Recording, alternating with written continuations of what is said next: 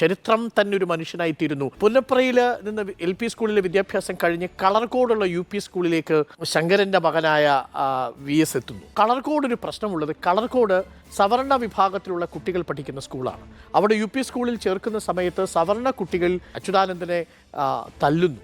അപ്പോൾ ക്രൂരമായ മർദ്ദനത്തിനിരയായതിനു ശേഷം വീട്ടിലേക്ക് ചെന്ന് അച്ഛനോട് സങ്കടം പറയുന്നുണ്ട് അച്യുതാനന്ദൻ.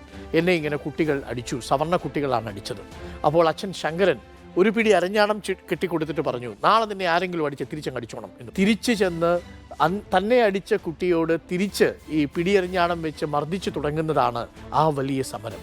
അവിടെ നിന്ന് തുടങ്ങുന്നതാണ് ആ ചെറുത്തുനിൽപ്പ്. മതികെട്ടാനിലേക്ക് നടന്നു കയറാൻ പോയ ഊർജ്ജം എന്ന് പറയുന്നത്, ഐസ്ക്രീം പാർലർ കേസടക്കമുള്ള വിഷയങ്ങളിൽ നിയമ പോരാട്ടത്തിനുള്ള കരുത്തെന്ന് പറയുന്നത്, സ്ത്രീപക്ഷത്തോടൊപ്പവും പരിസ്ഥിതിക്കൊപ്പവും മൂന്നാറിലെ ദൗത്യസംഘത്തെ നയിക്കുമ്പോഴും ഒക്കെ ഉണ്ടായിരുന്നത് ആ പറയുന്ന ആവേശം തന്നെയാണ്. അതായിരുന്നു VS.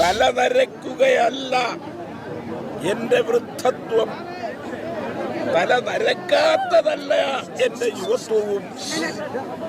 കൊടിയ ദുഷ്പ്രഭുത്വത്തിൻ തിരുമുമ്പിൽ തലകുരിക്കാത്തതാണ് എന്റെ യൗവനം.